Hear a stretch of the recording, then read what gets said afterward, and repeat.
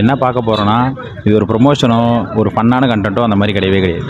ஒரு நார்மலாக இருந்த நம்மள மாதிரி ஒரு மனுஷன் எப்படின்னா வச்சுக்கங்க, அவரும் நம்மள மாதிரி சராசரியாக வேலைக்கு போகிற ஒரு ஆள் தான். நல்லா ஏர்ன் பண்ணிகிட்டு இருந்த ஒரு ஆள் தான். ஒரு ஐடி செக்டார்லேருந்து ஒரு ரோட்டு கடை அந்த ரேஞ்சுக்கு அவர் வந்ததுக்கான காரணம் என்ன, இது அவருடைய வளர்ச்சியா இல்லை வீழ்ச்சியா, இதை பற்றி மட்டும் தான் நம்ம பார்க்க போகிறோம். இதை அவர் எவ்வளோ சந்தோஷமாக இதை செய்கிறாரு, இதை அவர் எவ்வளோ என்ஜாய் பண்ணி இதை பண்ணுறாருன்றதை பற்றி மட்டும் தான் நம்ம பார்க்க போகிறோம்.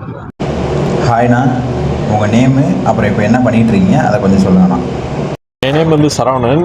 பிஸ்னஸ் இப்போ தான் ஒரு 4 months தான் ரன் பண்ணிட்டுருக்கேன். நான் எம்பிஏ ஹோல்டர். ஆக்சுவலாக இதுக்கு முன்னாடி ஒரு கார்ப்பரேட் ஆஃபீஸில் ஒர்க் பண்ணியிருந்தேன், சேல்ஸ் மேனேஜராக பிஆர் பர்சனல் லோன் பண்ணியிருந்தேன். அது ரொம்ப ப்ரெஷராக இருந்தது. என்னால் கஷ்டப்பட்டேன்.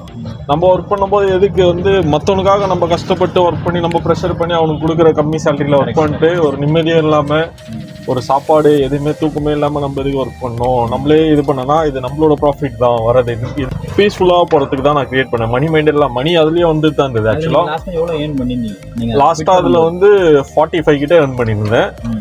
இப்போ நான் அதோட கொஞ்சம் பெட்டராக தான் இருக்குது. பட் எனக்கு பீஸ்ஃபுல்லாக இருக்குது. இதில் ஒர்க் சந்தோஷமாக இருக்கேன், நிம்மதியாக இருக்கேன், ஃபேமிலியோட டைம் ஸ்பெண்ட் பண்ணுறேன்.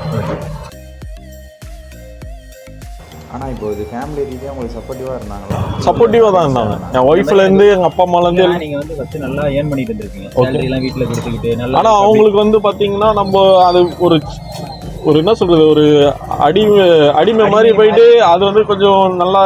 இப்போ இது நான் பிஸ்னஸ் பண்ணதுனால எனக்குன்னு ஒரு ஃப்ரீடம் இருக்குது. எங்கள் வீட்டில் எல்லாருமே சப்போர்ட்டு, அப்பா அம்மாவும் சப்போர்ட்டு, அப்புறம் என் ஒய்ஃபும் சப்போர்ட்டு, எங்கள் ஃப்ரெண்ட்ஸும் சப்போர்ட்டு ஆக்சுவலாக. அப்புறம் எங்கள் தங்கச்சி வீட்டுக்காரு தங்கச்சி எல்லாருமே சப்போர்ட்டு ஃபேமிலியாக. இந்த ஜென்ரேஷனில் பெண்களே நிறைய பேர் இதை ஆமாம் என் ஒய்ஃபு கொஞ்சம் மோட்டிவாக சொல்லியிருந்தாங்க. அதான் மோட்டிவ், ஆமாம் நீ பண்ணு, நான் நிற்கிறேன், அந்த மாதிரி கிடைக்கிறது கொஞ்சம் கஷ்டம் இல்லை.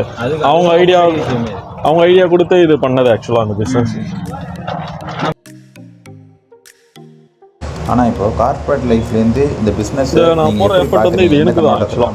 மற்றவங்க கவனிக்க இல்லை, க்ரோத் என்னோட க்ரோத்து தான் அது. அவர் எல்லாத்தையுமே பதட்டமாக பேசியிருப்பார், பார்த்துருப்பீங்க.